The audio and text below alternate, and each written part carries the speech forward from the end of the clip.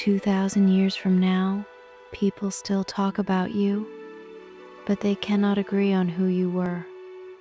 Some say you were wise, some say you were cruel, some say you were beautiful and dangerous, some say you were great. My name is Wu Ze Tian. I am the only woman in Chinese history who became emperor. Not a queen beside a king, not a helper. The emperor. Tonight, the candles are burning low in my palace room. I'm 82 years old. When I look back at all those years, even I cannot tell you who I really am. Some say I turned the world upside down. Some say I love to kill. Others say I was fair, that I made the country strong. But I only remember one thing.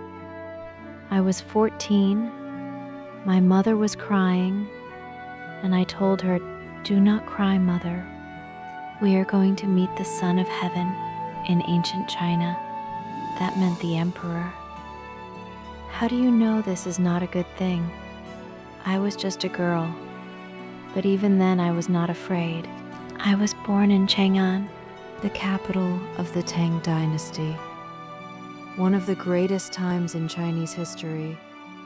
My father was Wu Ze Tian. He started as a wood seller, but when the old government fell, he followed the right man, Li Yuan. Li Yuan won the war and became the first emperor of Tang. So my father became an important man. My mother came from a powerful family too. Good blood from both sides. But the memory I keep is not about money. It is about what happened after my father died. My father had sons from another wife, 2 older half-brothers. When my father was alive, they were polite. When he was gone, everything changed. We still had food, we still had a roof, but it was their house, not ours. We lived by their rules. They made sure we knew it every day. That feeling, living in someone else's home, it never left me. It taught me the most important lesson. Power is everything. Without it, you are nothing. When I was 14, my life changed forever. Emperor Taizong heard I was beautiful. He called me to the palace. I became a Kairen.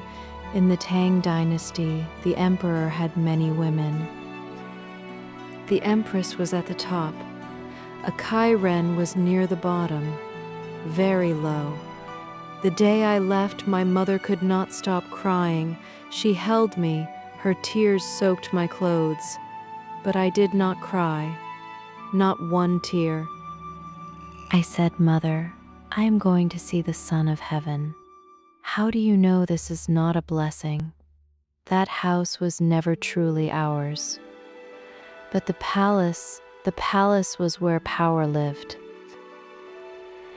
Maybe this was where I was meant to be." I stepped out the door. I did not look back. Emperor Taizong liked me at first. He liked my face, my smile. He gave me a special name, Wu Mei Niang. Mei means beautiful and sweet, but I learned something fast. Beauty is not enough. There were hundreds of beautiful women in the palace. Beauty was common, easy to forget. One day, a wild horse came as a gift from far away. They called it the lion horse. Big, strong, fierce. No man could ride it. I stepped forward. I said, "I can control this horse. Give me 3 things: an iron whip, an iron hammer, and a sharp blade. First, I whip it, then I hit it. If it still does not obey, I end it." The room went quiet. Maybe the emperor was impressed. Maybe he was scared. After that day, he never truly gave me his heart. From 14 to 26. 12 years. The most beautiful years of a young woman's life. Waiting. Just waiting. But I did not waste a single day. I read everything. History, strategy, power, how countries rise and fall. I studied it all on the outside. I was nobody. On the inside, I was getting ready. In the year 649, Emperor Taizong died. In the Tang Dynasty, there was a rule. If a woman in the palace had no children, she must leave. She must go to a temple. She must become a nun. Cut her hair. Pray to Buddha. Live like that forever. That was my future. Cold temple. Cold prayers. A life already finished at 26. They cut off my long hair. They gave me plain clothes. Every day the same.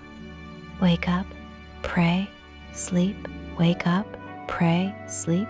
It seemed like the end, but fate had other plans. Li Ji, the 9th son of Emperor Taizong. He was now the new emperor, Emperor Gaozong we had met before. When I was still a Kairen and he was still a young prince, we knew each other. One day, he came to my temple to pray. We saw each other. We both cried. At that time, back in the palace, 2 women were fighting for the emperor's love, Empress Wang and Lady Xiao. They hated each other. Empress Wang had an idea. She thought, if I bring Wu Meiyang back to the palace, the emperor will be happy with me. So she asked the emperor to bring me back. And he agreed. At 27, I walked into the palace for the 2nd time. I came back. The emperor gave me a high title, Zhao Yi, the 2nd rank, very high. But the fight inside the palace was cruel, more cruel than any war. Empress Wang and Lady Xiao both turned against me. Together, I knew the rule of the palace. It is you or me. Only one can survive. In the year 653, I gave birth to a baby girl. The emperor loved her very much, but the baby died. She was so small, so young. The emperor believed Empress Wang did it. This changed everything. Empress Wang was removed in the year 655. The emperor made his decision. Against all the voices saying no, he made me his empress, from a nun in a cold temple to the empress of the whole country. It took me only 2 years. But becoming empress, that was only the beginning. Emperor Gaozong was often sick, very sick. He could not handle all the work of running the country, so he asked me to help. I did not say no. I said yes. And I was good at it. Very good. I had read so many books. I understood history. I understood people. I understood power. But some officials were angry. A woman should not do a man's work. They said. The strongest group against me was led by Chong Sun Wu Ji. They were old noble families. They called themselves the founders of Tang. They looked down on me, the daughter of a wood seller. But I knew, to control my own life, I must break their power. I helped the emperor fight the old noble families. I gave important jobs to men from poor families. Smart men, hungry men. Men who owed everything to me. The emperor was called Tian Huang, the heavenly emperor. I was called Tian Ho, the heavenly empress. Together we were called the 2 saints.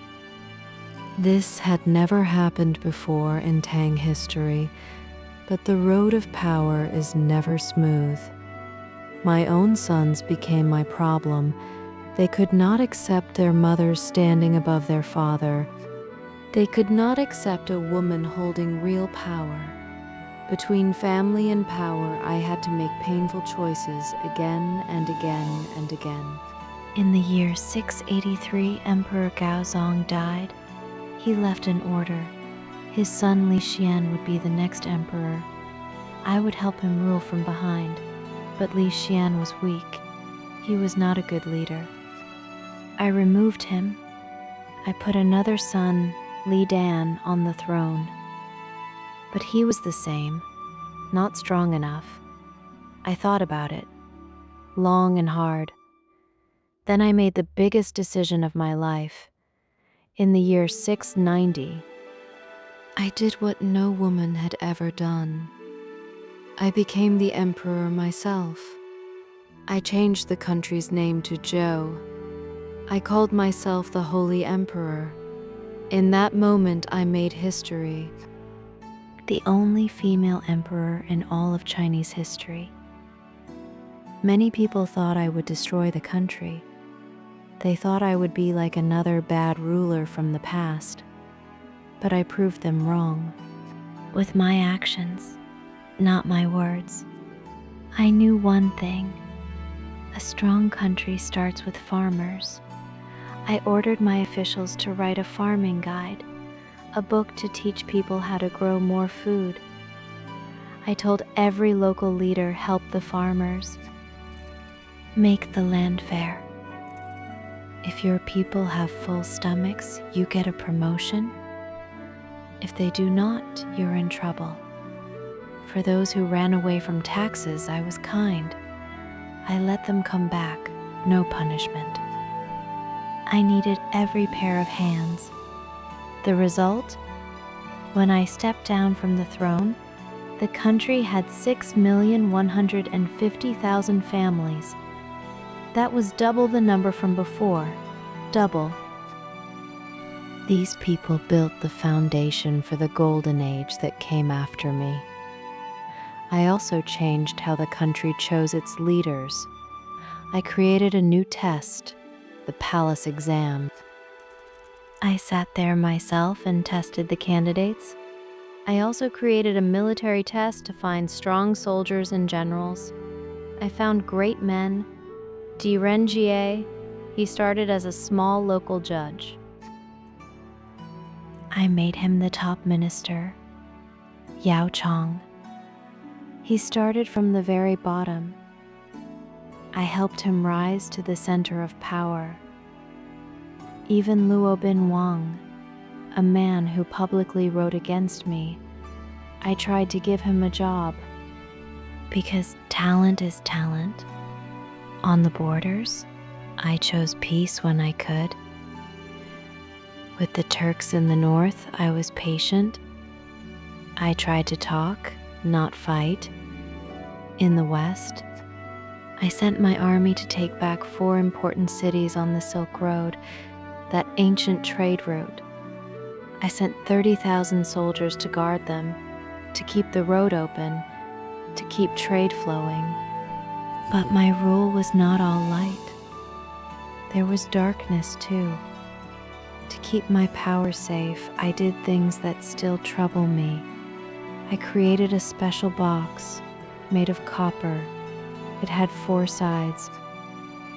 Each side was painted a different color: green, red, white, black. People could put letters inside to ask for a job, to give ideas, to report a crime, or to tell secrets about other people. If you told a secret and it was useful, you were rewarded. If it was not useful, nothing happened to you. No punishment. This changed everything. Neighbors told secrets about neighbors. Friends told secrets about friends. Family told secrets about family. Trust disappeared. From the highest official to the lowest farmer, everyone was afraid. I used these secret tellers to find cruel but loyal men. Men from the bottom of society, men with no connections, men who served only me. They became my enforcers. These men did terrible things. They hurt people to get false confessions. Many innocent people suffered. Many people did not survive. I will not say more about that. The whole court lived in fear, every day, every night. To remove those who stood against me, I was ruthless. When a prince named Li Zhen started a rebellion, I used it as a reason. Hundreds of members of the old royal family were removed. Hundreds. Even my own children were not safe from my suspicion. My sons, my grandchildren, some of them did not survive my doubts. That is a weight I still carry. In my later years, I let myself enjoy the pleasures of power. I built great buildings, a grand hall in Luoyang, a tall tower for a huge statue of Buddha. These cost the country dearly. My private life. People talked. They still talk. I had favorites. Young men who kept me company, like Xue Huaiyi, like Zhang Changzong and Zhang Yiji. Some people thought this was shocking. But I always thought, when a male emperor sits on the throne, he has hundreds of women. Nobody says a word. When a female emperor does the same with men, why is it different? Why? But power is like sand in your hands. The tighter you hold it, the faster it slips away. When I was 81, I fell ill.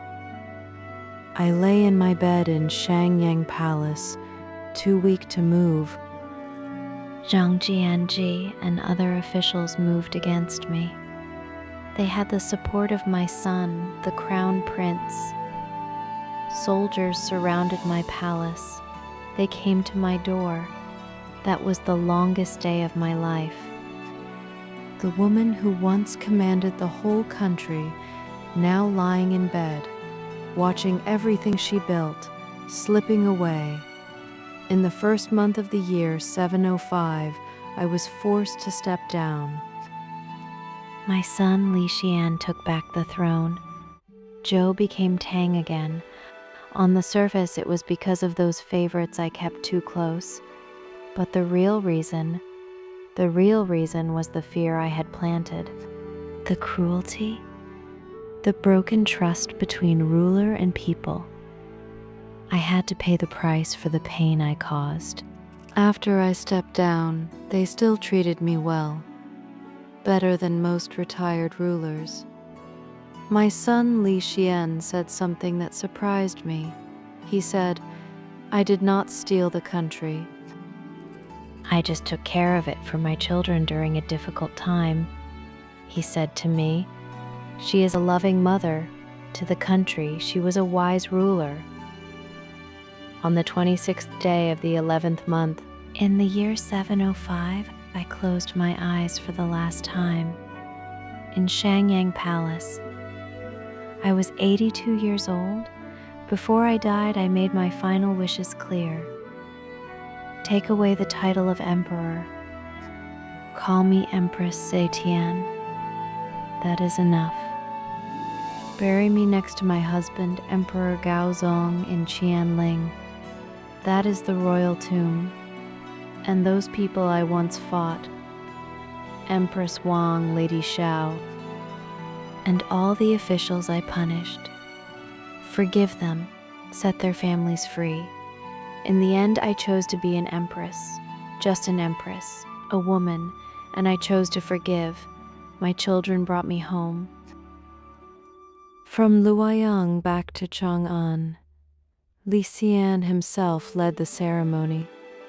He laid me to rest beside Gaozong.